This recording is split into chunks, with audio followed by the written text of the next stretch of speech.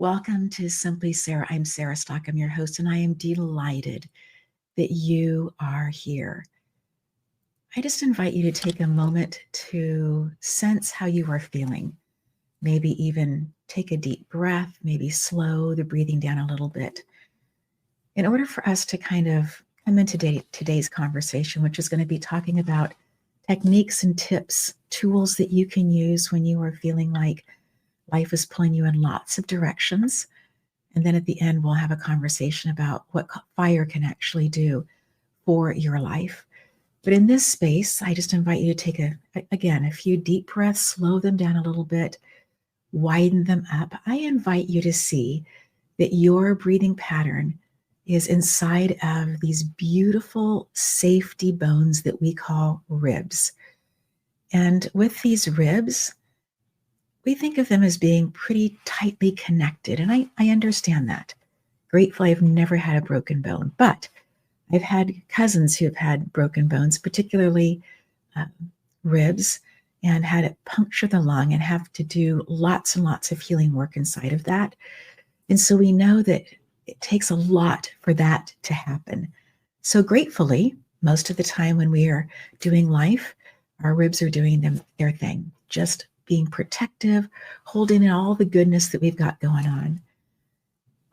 When we breathe, I invite you to begin to see that you can be breathing wider and that you are taking your ribs and just visualizing them getting a little bit wider as you are breathing. That space of opening up. So as you are breathing a little bit more deeply, a little bit more slowly, that you are also widening that area.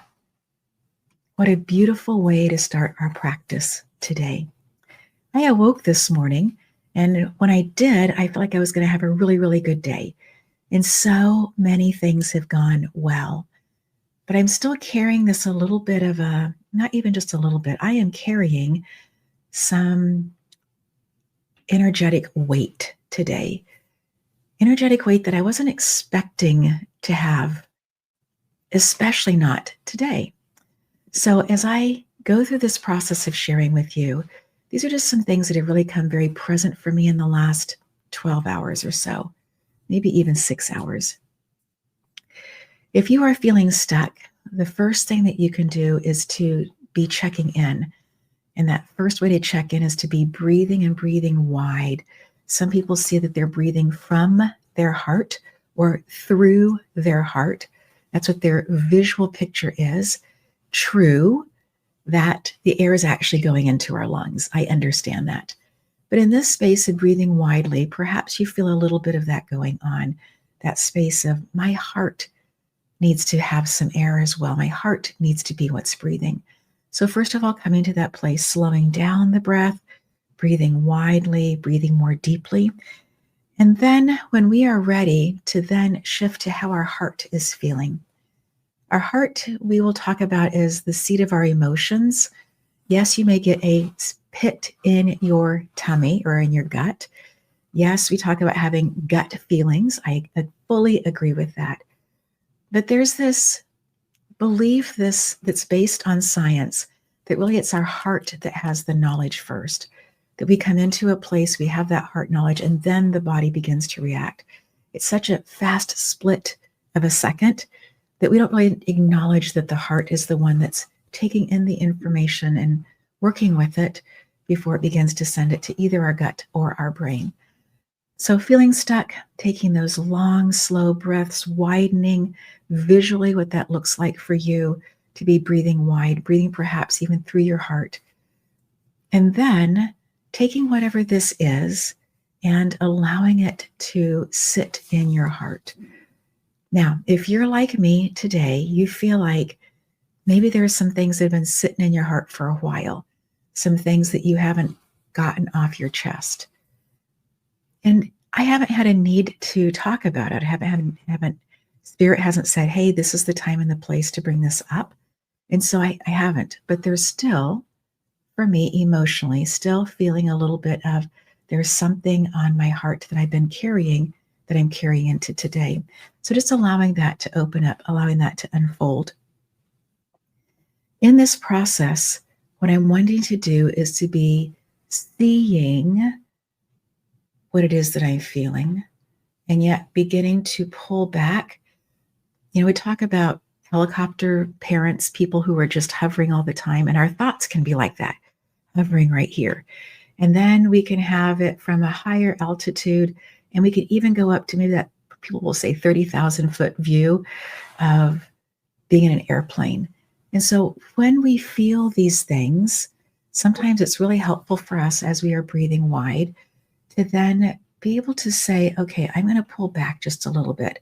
I am looking for perhaps a little perspective. I'm looking for some space to be able to breathe around this or over this. And that's particularly true if you're going through grief. You need to have a little bit more space to be able to feel like you can actually breathe. And then I just invite you in this space of pulling back a little bit to think of something that brings you comfort. Perhaps it brings you a sense of joy or enjoyment. Perhaps it brings you a sense of fulfillment. Something that perhaps when it took place, that you just felt so seen and loved and heard and valued. And if you can think of that thing, what you are wanting to do is to pull in those emotions, pulling in those emotions, just reminding your full being, reminding your physical being, your spiritual being, your thinking part of you, the grounded part of you, just remembering in that whatever you are carrying hasn't always been there. Perhaps it's something that is something that you perhaps feel like has been in your DNA or that has been with you since before you were born. It doesn't mean that that thing is who you are. Perhaps you feel like a caretaker of it or an observer of it. And so coming to this place again of being able to see what's on the heart, being able to acknowledge it for all of the things that it is. And perhaps even at that point, you may feel some tears flowing. You may feel your face getting red. You may feel a lot of things. You may feel like stomping around. I understand that. In this space, we are going to look, acknowledge, feel, see, and then we are detaching from that emotion in order to be able to move into this place. So you can see it as a complete detachment if you want. You can also see this technique as a way of being able to lessen the grip of whatever it happens to be. Now, those of you who have been following me know that I'm absolutely not a psychologist. I'm not a doctor. I am sharing with you things that have worked for me. So coming from that space, let's continue. In this space of being able to pull in that higher emotion, I just invite you to sit with that higher emotion for a while, that space of feeling seen, feeling perhaps gratitude, maybe even feeling something like compassion, possibly. And then I invite you from that space to just allow yourself to remember that you haven't always felt like this.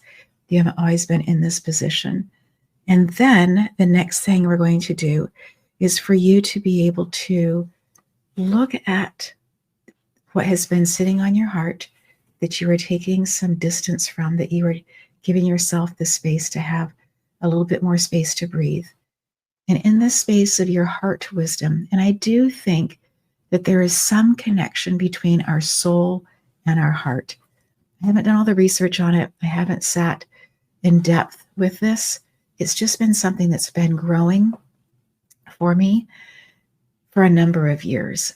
And so I do believe that the heart and the soul are somehow connected. So if we can come into that space of expanding, remembering who we were, remembering the exquisiteness that brought us to where we are right now. And then inside of that, to begin this conversation of how can I reframe? How can I allow this to let go in a different way? Is there a better way for me to be looking at this situation? Is there a way for me to have compassion in a different way? And then allowing our heart to speak to our full being, just allowing that. In some instances, the answer will come so amazingly fast, it may be quite shocking to you. It may take a bit more time. Today, the answer for me, for one of the things that came up, because when I got to that place, I started asking more than one question. I started asking best ways to see a couple different things. The one that I got that I thought was so interesting that I'm going to share with you is the word honor. And I thought, well, that's just so interesting. And then I remembered that yesterday, as I was looking for something, I had opened up a cupboard that has, I guess, a cupboard, a closet area that has a whole bunch of beautiful, huge photo albums in it. And there is about 5 or 6 inches between where they are and the edge. And on that 5 or 6 inches, I have placed in absolute favorite pictures, along with some other things that I have been given through the years or that I have found through the years, as in finding shells on a beach kind of a thing. And, or also when we moved into where we are now, my grandmother had left a number of artifacts and things that she had purchased while she was in on her world travels. And so some of those things are things that I found, opening up old drawers and that kind of thing. And so they are also in this place. But my eyes landed on a stone that I had been gifted by a dear friend. And this stone said, honor. I've had this stone for 8 years or more. And every time I've looked at that, I've kind of wondered, what is that about? I received it after my father had passed, and he was somebody who was greatly honored. And I thought, is this some kind of a connection there? I had wondered about, and I have no connection in terms of my personal life with the military, but the word honor shows up in different places with that as well. And so I kind of gone there a little bit with thinking about that. I thought about friendships that I had and ones that I was honoring, ones that I was so deeply grateful for, filled with gratitude. And today, when I had that word just wash over me, I thought about that, thought about how it had been given to me, specifically to me. And it wasn't that the person had chosen it and said, this one is the one for you, Sarah. It was here's a basket, pull one of these out of the basket. And so over 8 years ago, I pulled it out of the basket. I have it, I moved it because it's an honorable thing to do. Today, the word washes over me. So then I say, I'm looking down at my journal today. I said, what am I supposed to be valuing? What is it that I'm supposed to be honoring? And the words that came up is honor my value, honor my work, and honor the words that flow through me. And my first thought about that was, oh, this has to do when I'm working with my Reiki clients. We have these beautiful one-on-one connections. We have things that we talk about from time to time that keep coming back, working on making sure that people are grounded, that they are open for the beautiful things that are showing up in their life, helping people to show up in a way that they are able to play and enjoy how they are creative. And so all of these are different things that I thought of when I wrote that down. And then within 2 minutes, I began thinking about this work, this Simply Sarah. And as I began thinking about that, I saw these words even clearer.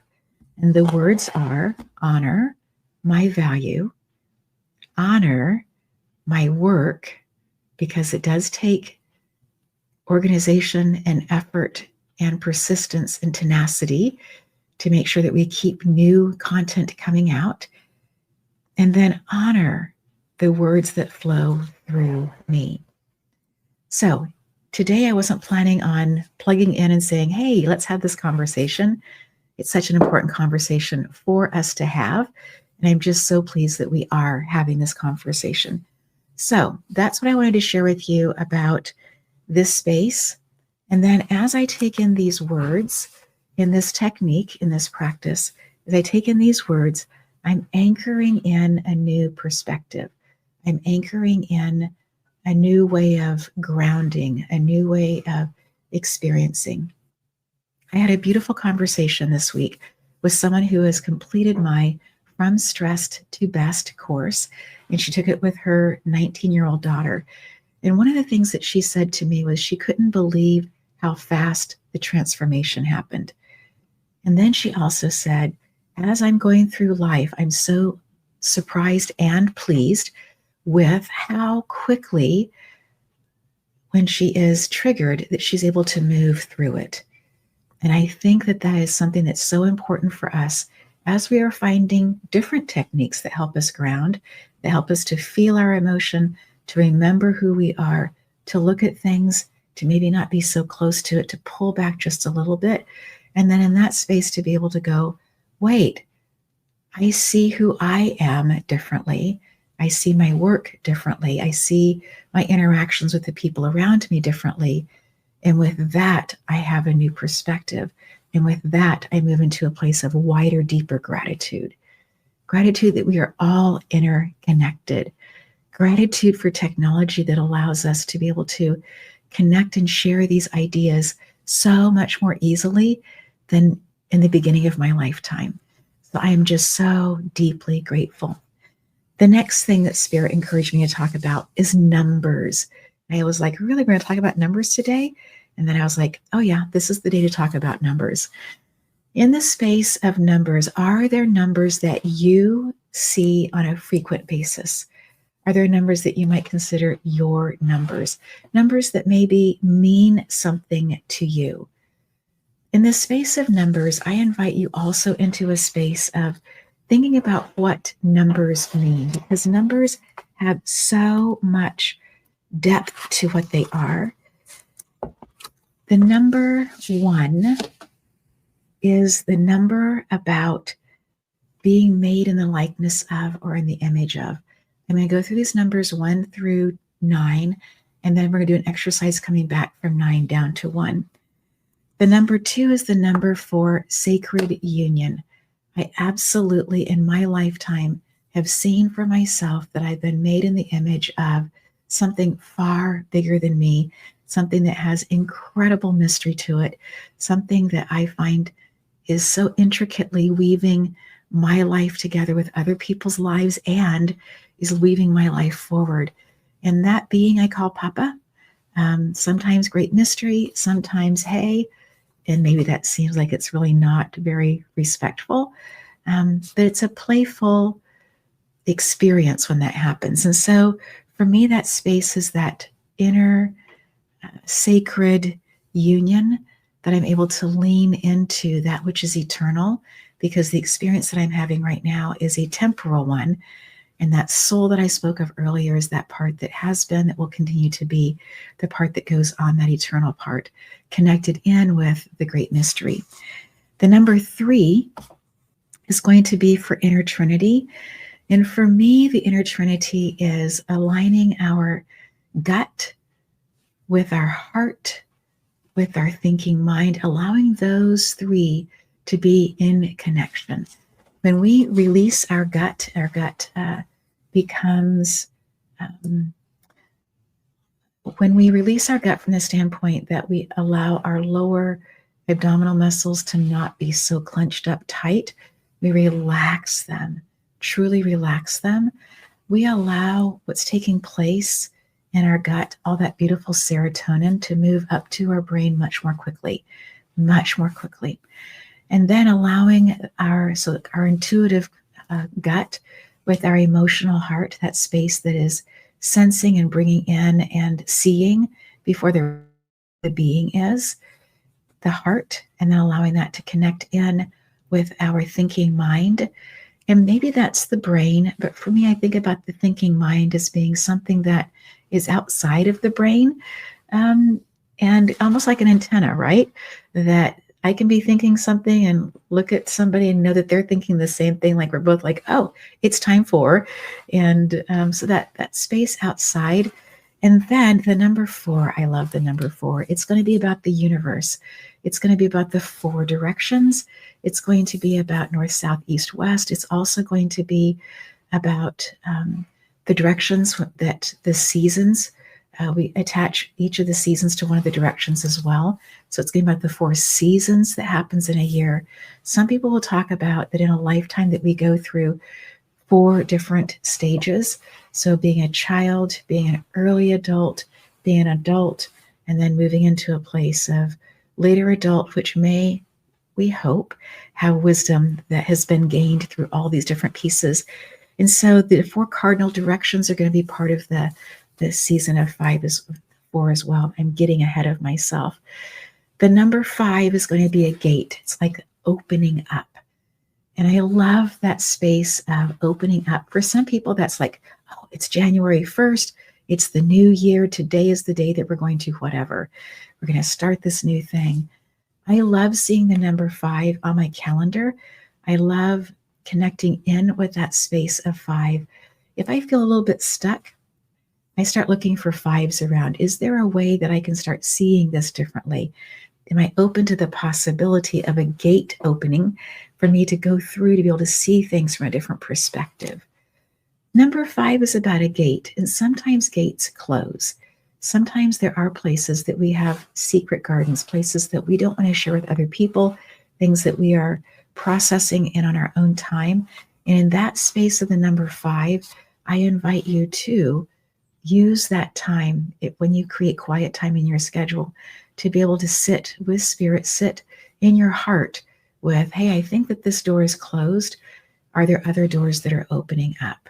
Are there other things that are coming forward? The number 6 is going to be celebrating our human experience. I think it's so important for us to be using all of our senses all of the time. The beautiful thing for you is that the video only shows from here on up. I use my hands. I am talking all the time with my hands. It's just such a good thing because I'm feeling also into what's going on when I'm using my hands. As a trained musician, when I was taught choral conducting, we were taught to use our hands because we can shape the sound with how much space we are allowing between our elbows and our ribs, and then also what's taking place with our hands and how we are using them.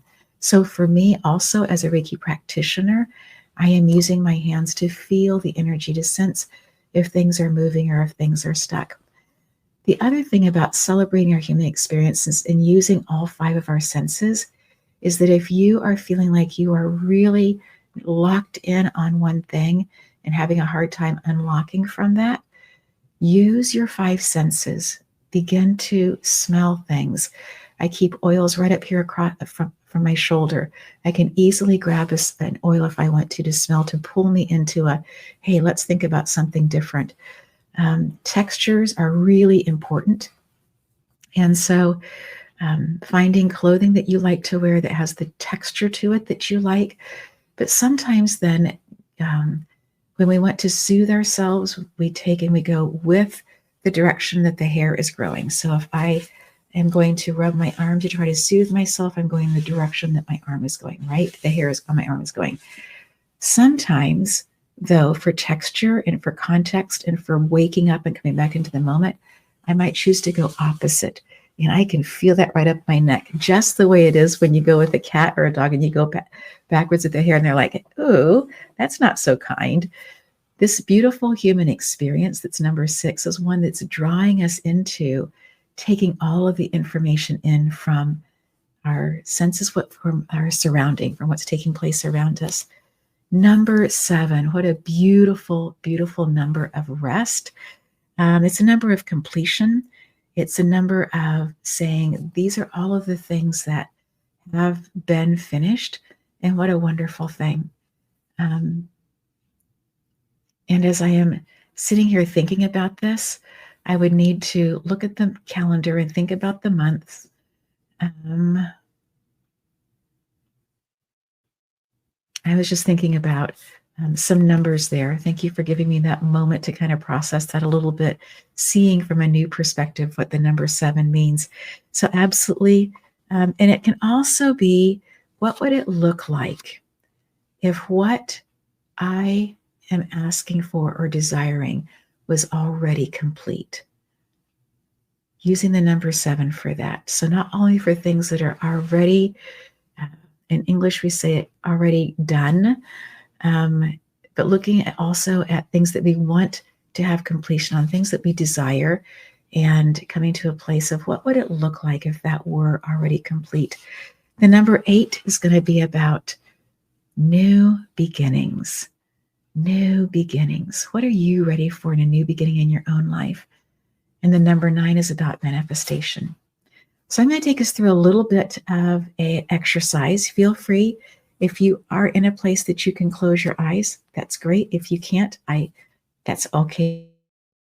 But the exercise is to start with the number and have your eyes move all the way over to one side with your eyes closed. See that number and just kind of sit in with it. So we're going to start with our eyes to the right. And for me, this side over here is the right. So my eyes right, I see the number 9. And I'm seeing this beautiful number 9 being drawn. And I am thinking about all of the things that have manifested in my life. And I have such great gratitude for that. And then when I feel complete with that, I move my eyes all the way over to the left, all the way over. And on this side, then I'm seeing the number 8. And when I see the number 8, I think about new beginnings. And when I'm inside of that, I'm excited about the possibilities of things that I can't even see yet that are new beginnings. Then I take my eyes where I go right back over again, over to the right. And this is the number 7. And I think about the beauty of things that are complete. That space of saying, oh, thank you, I see it. This can also be the space where we're saying, hey, there are some things that aren't complete yet that I am going to take the time, invest the time, and see them as complete. And then we move over here to the number 6. On the left side, our eyes move over on the number 6, being so grateful, celebrating human experience, the relationships, the opportunity to get to work, the opportunity to be able to enjoy different flavors, the opportunity to enjoy the different seasons. How incredible. And way over to the right again, which is where our odd numbers are, is going to be the number 5. Sensing what that feels like to be in an open space. Moving the eyes over, I'm going a little bit quicker now to the left side for the number 4. Number 4 being about the expanse of the universe and how amazing it is that we are made, so I hear, of stardust. How remarkable.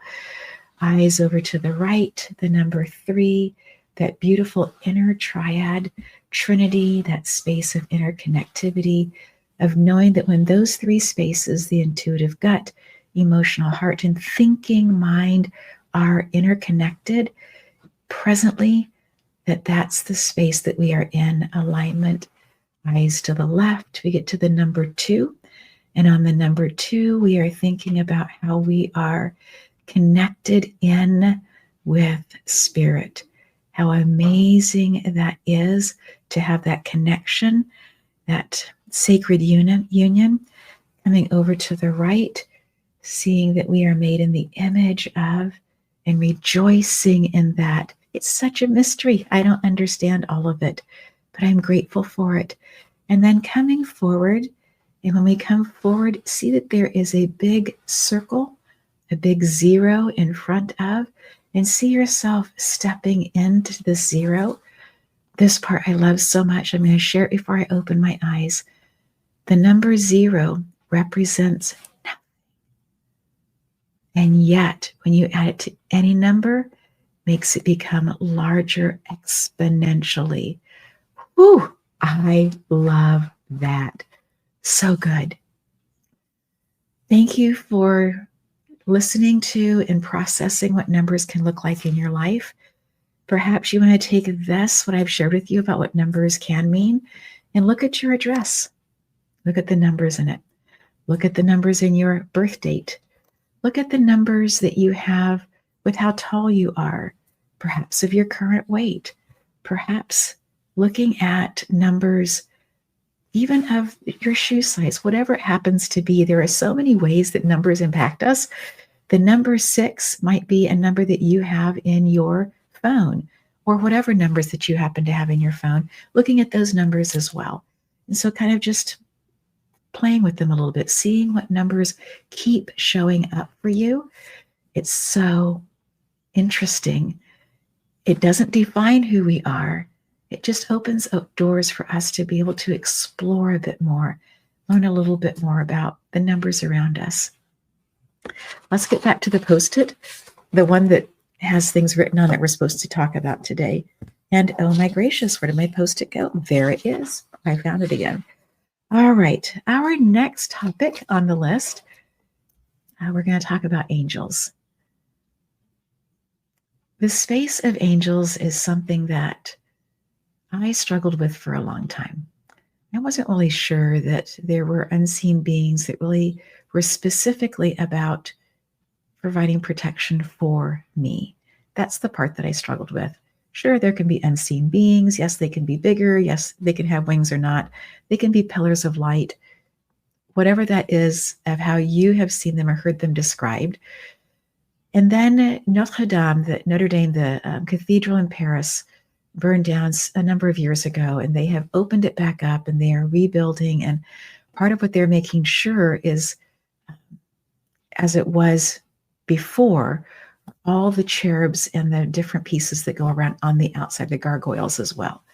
And so some people will say, well, then, they're good angels, and then there has to be malevolent ones as well. There have to be things that are not for good. And my conversation today is going to be about the ones that are about protection, that are here for good for each of us individually. Angels are not just energy that protects, not just having what in our physical realm we would talk about swords, shields, methodologies for protection. But they are also ones that are paying attention to how we are doing, paying attention to the span of our life.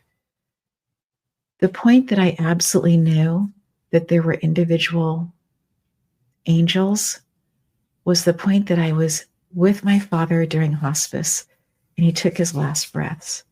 And without a doubt, there were angels in the room who were ushering him into the next life. We don't go alone. I know that. I know that now. Another time was I was on the floor at the vet's office, and one of our dogs was being put down. And I, again, felt the overwhelming presence in the unseen world of them ushering Bear Dog into the next life. And I was overwhelmed by that. I was so deeply saddened to be losing him, but also then to recognize that he wasn't alone in that process either. In my own life, there have been a number of times that angels have shown up. I will share one that happened within the last several weeks. My love and our daughter and I, our adult daughter, we were off to a shoe store. It's a very specific shoe store. Daughter wanted some very specific running shoes, and so off we were, and we were taking the back way because there were beautiful lights and it was close to Christmas time, and so we were just enjoying this back route, and not all the lights were turned on. It was still light outside. It was probably about 2 p.m. It was not raining. It wasn't snowing. It was a clear-ish day. You could see there wasn't any impediment of not being able to see far ahead. And there was somebody who pulled on a side road, and I thought that they were going to stop, and they didn't. They turned, and as they began to turn, realized that they had run a stop sign, that they weren't paying attention, and they were so mortified. The incredible thing that happened inside of our vehicle, our truck, was that my husband reached his arm over in front of me. He's never done this in the 31 years we've been married. It's what his mom used to do, though, when they were in the car together for protection. He reached his arm out to make sure, and all of us had our seatbelts on, but it was that type of reaction. The incredible thing for me watching was that all of it was happening in very slow motion. And as it's happening, I'm feeling the truck, rather than moving forward and slowing down as the brakes being put on very, very quickly, we are shifting off to the side. Like in Earth physics, what happened doesn't make sense. And I have no idea what the person who pulled in front of us, I don't know what their work is all about, because the angels were protecting them as well. But that space of having our truck move over was such a remarkable one that all three of us were like, oh, we're not alone. We just think that we're alone. But the angels were absolutely there protecting everybody. And we all took very, very deep breaths.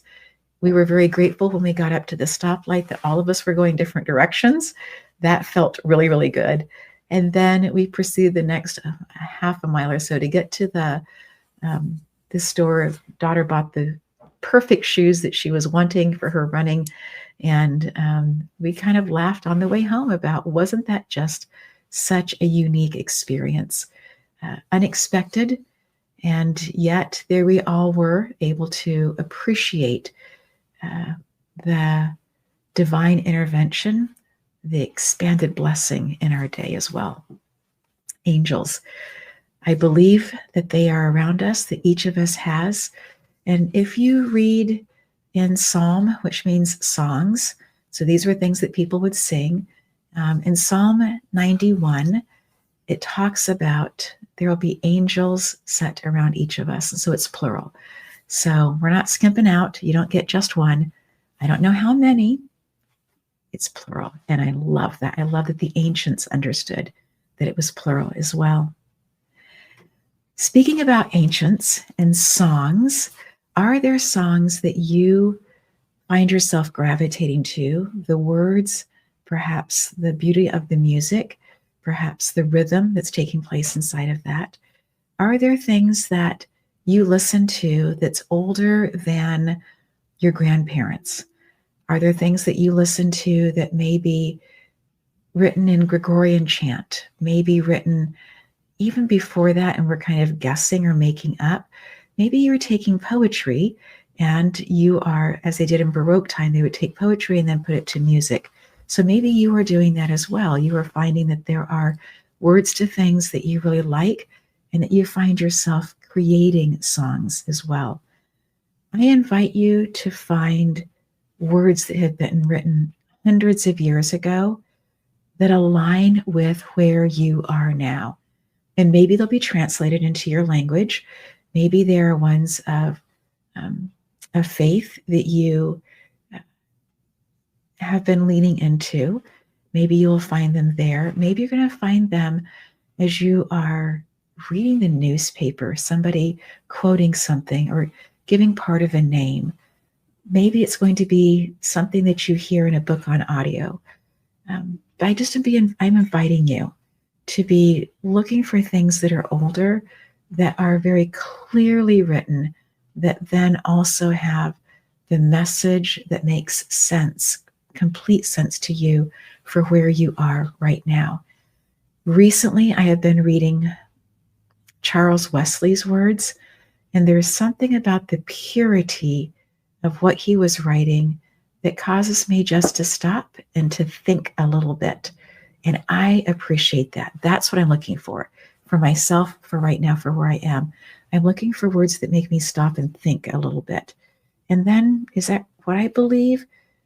Oh, Those words go together so nicely. Ooh, I hadn't thought about using that word. That word describes it better. So just some of those kinds of things of playing with language. While you are playing with language, I also invite you, if you find yourself stuck in the world of emotions are only bad, sad, glad, whatever, I invite you to take that word and put it into wordhippo.com. Put that word in and then ask for other words that mean the same thing, synonyms. Or if you know that the word isn't sad, put that word in and look for the words that mean the opposites, antonyms. Those kinds of things can also help. What I'm getting at here is language matters, and being able to find the word, the words, the combination of words to say precisely what you mean is such a gift, not only from yourself, but it's also a gift to be received from the person on the other side, the person who's listening. I remember one time Carol Montgomery telling me I was so frustrated about something, and I was saying to her, I just don't know how to say it again so people will understand me. And she looked at me and she says, just say, I meant what I said. That was life-changing for me. I meant what I said, not having to rehash it, nothing. This is where I am in this moment. Doesn't mean that I'll be in the same place later, but it's where I am right now. And so in that space, finding the word that really means what you are trying to say is so beneficial. Grounding and nature. Right now, for me, where I am on this day that I'm recording, we are expecting 7 inches of rain. No, we've had that. We're now expecting 7 inches of snow. So as the snow comes in, it will be blanketing things. It's going to be beautiful. I have to tell you, friend, I am really wanting to get out to garden, to dig in the dirt. And you say, wait a minute, the ground is solid right now. Solid-ish. But there are things happening under the ground, and I still have weeds that are green in the wintertime. Maybe I just need to make friends with those things. I don't know. I'll let you know. We don't use chemicals on the grass or on the edges or anything. And so one of the things, new tools that I have gotten is a not very wide rototiller, so I can go around the flower beds. I can go on the outside of the black berries that we have that grow, the thicket that we're working on making sure that they're going to grow up and clean and easy to reach all the blackberries this year. But for me, getting outside and working outside is such a easy thing for me to do, to be able to ground in. So if you are in the Southern Hemisphere right now listening to this, you're going to say, oh, it's okay. It's summertime. We've got this. And we in the Northern Hemisphere are saying, ooh, it's a little chilly still. It's cold at times. And how do we get outside to ground? Well, one of the things that we can be doing, whether or not we are actively outside, to be outside even on a porch in a protected area where you're not getting the wind, the snow, the rain, and getting whatever sunshine is coming in. If you can do that in the morning, any time of day, sunshine, we are just discovering, is so, so, so good for our inner being.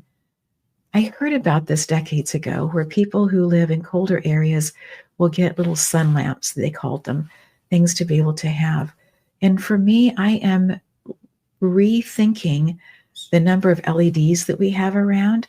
They are phenomenal, easy to use, nice and cool for the recording studio, but they're not so easy on the eyes after hours of using LED lights for me. So I've been thinking through, are there other types of light that I could be using that would be more full spectrum, more easy on the lights? I love dimmers on light switches also, so that you can kind of control the amount of light that you're getting for whatever you're working on. I share that with you because getting outside and getting sunlight happens naturally when we are outside, provided that it's not an overcast day or that we aren't covering ourselves up or holding an umbrella to keep the sun rays from getting to us. But there is something that happens. It's this beautiful dance of sunlight in our eyes, sunlight being able to just be on a beach and to hear the ocean coming in and going back out and just laying there and soaking it in. We talk about soaking in the sun. And so in the wintertime, are there things that you can do? And I'd love for you to put some comments in if you have found things that help you in the wintertime to be able to ground, also to be able to be in the sunlight. Speaking of grounding, I just encourage you to look at the amount of electromagnetic things that are in your bedroom, particularly when you are sleeping. I just invite you to be curious about this. The last several nights, I have had my phone much closer than usual. Usually it's out of the room. But just because there are some things happening that I just needed to have access to my phone if someone were to reach out to me in the middle of the night.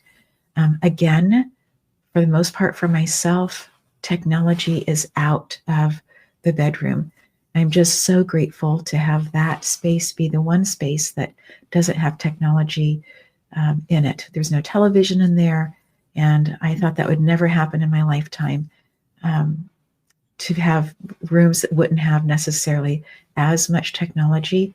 And I'm just so grateful that this space, for the time that we're here, does have that. Again, just so grateful. And then let's talk about fire. What can fire teach us? We moved into a home in 2003, and it was a place that seemed like the right next best place for us to live, the right next best investment for us to make, the right next best school for our daughter to attend. It just seemed like it was the right next best move. Perfect? No. But the right timing? It seemed like it. The day that 10 weeks after we moved in, the day that I was home alone, I thought, I am going to put everything into the safe that needs to be organized and put into the safe. So I sat on the ground and opened up all the different papers and all the stuff and went through it, organized it, and felt really, really good about it.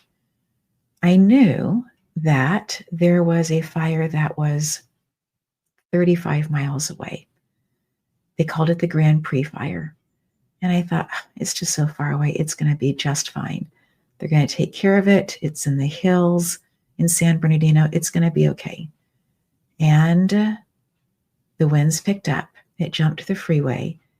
And by midnight, there were people downstairs who were going door to door telling all of us that we had to evacuate. Now, I grew up in the Democratic Republic of Congo. We have done evacuations. Things will flip politically, something will happen. It's time to get out. It's time to move. It's time to get someplace else, whatever it happened to be. Thankfully, I'm the youngest one, so I don't have a lot of memories of this. But my mom has always kept a list inside the kitchen cupboard that had the list of these are the things that you have to take if you evacuate. So I've had this knowledge. I was just so surprised to be in America and be asked to evacuate. So I thought we took a moment, actually, when they told us this. We had 15 minutes to get out. So we showered, we put on clean clothes, and I said, we let our daughter sleep a little bit longer. We got our animals into crates. And then I said, there are two things that we have to do. I referenced earlier the long line of photo albums. Those had to come with us. It was easy. I knew I just unpacked them, knew them where they were. And then the other thing was everything in the safe. I opened up the safe. I had empty duffel bags, took everything out of the safe, put it in the duffel bags, closed the duffel bags up, and I said, we're ready. And so we were able to go and had a safe place to take our daughter, had a place to leave our animals, had a place to leave things. And then we came back just to kind of see what was going on. The Red Cross was there immediately. They were incredibly helpful. They already had fire people in from Alaska that had been putting out fires up there and that had come down. It was truly a remarkable experience. In our neighborhood of 260-ish homes, 44 of them, 16 completely burned, 44 of them were greatly damaged. And one of the lots wasn't rebuilt for nearly 20 years. That particular lot was so interesting. Both of the parents had passed. The adult in their, I'm going to say 45, maybe 50, was living there. The doorbell hadn't worked for years. And yet she heard the doorbell and woke up and was able to evacuate.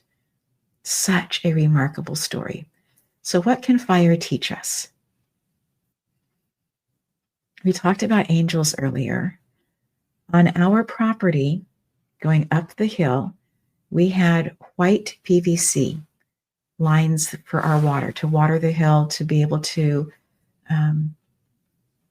have some greenery up there so that there would be a fire break. Greenery as in ice plant and that kind of thing. Next to us, they had a different color. Theirs melted 6 inches away. Ours was fine. It was such an incredible experience. The last thing that I said, because we had just purchased the most beautiful hand-built rose wood colored red baby grand piano that had just been delivered. It had just been tuned for the first time because it takes them a while to settle. They keep retuning them. And I just turned and said, Papa, all of this is yours. And we appreciate you. We'd love to come back to it, but all of it's yours. We don't own any of this. It's your gift in our life. And walked out. It looked like there were angels who had stood on each of the corners of our property. When you looked at the damage that was around, the house above it was a complete burn. It was so hot that the toilets melted. That's how hot it was. What can fire teach us? One is that it absolutely can be a cleansing agent in our life. It can burn up things that needed to be burned up. There had been debris in the Johnson pasture area that just people had left through the years, had gone up and had a sandwich and left their brown bag. And yes, people were picking them up. And yes, they were beginning to put trash places in that would be picked up. All of that was gone. So when the rains began and the grasses began to come back, it was lush. It was beautiful. It was thick, in contrast to trees that were blackened. There was a huge contrast. What do fires teach us? Fires also teach us that they have a personality. I learned this again when I was sitting with a shaman, and she had made a beautiful fire, and I said, oh, I want to take a picture of the fire. And she says, oh, we never take pictures of these fires. These have personalities. These are working. We're not going to do that. Okay. Thinking back to what the fireman on the line had said, as it crossed over our road, it jumped and it hit the transformer and the transformer exploded. They also said fire has personality. It will have fireballs, potentially, or not. It will come to places and inexplicably stop. Let's bring this full circle. If you feel like that there are areas in your life that feel like that they are really, really stuck, I invite you to write about it. Write it all out. All of it. And then I invite you to tear it apart into little pieces, to start a fire in a safe place. And for me, I have a large bowl that I can do inside, and then I can put those pieces in there and I can light this fire. I can also put Palo Santo in there if I want to. I can put sage in there also if I desire. Some people will just take it and they will hold something and burn it, and so that they are seeing it that way controlled. Fire, and even the small ones, have their ability to be able to help us release. Remember, the last thing that I said was in the house before we left, all of this belongs to you. All of this is yours. It was such an important thing for me because I had been moving in our stuff. This is ours. These are our belongings. And opened up our house to be a place that, as I learned Reiki, as we began inviting people into for Reiki groups, for Reiki shares, inviting people in for times of learning about different types of things, like when Jessica came in and taught us about gene keys. It opened up our hearts to be able to open up the space differently. Wherever you happen to be in your life and whatever you happen to be working on, I am grateful for you. I am grateful for the work that you are doing. I am grateful that you choose to come and listen to the tools, the techniques, the tips, the energetic way of looking at things, perhaps from a different perspective, in order for you to be living your absolute best, creative, amazing life. I believe that each of us is here for this time and that we are all an instrument in a celestial orchestra. And all of us need to be playing our instruments. We are all unique. So the gift of who you are, what you are sharing, what you are doing is so important. Thank you for being here. Thank you for being part of all of this. And we are so, so grateful and trust that you will continue to share with people what you are learning from here, because it's because of you that we are so much bigger. So many more people are listening around the world than what we were expecting for our numbers to be. So thank you. We are so grateful for you. Until next time, take good care of yourself.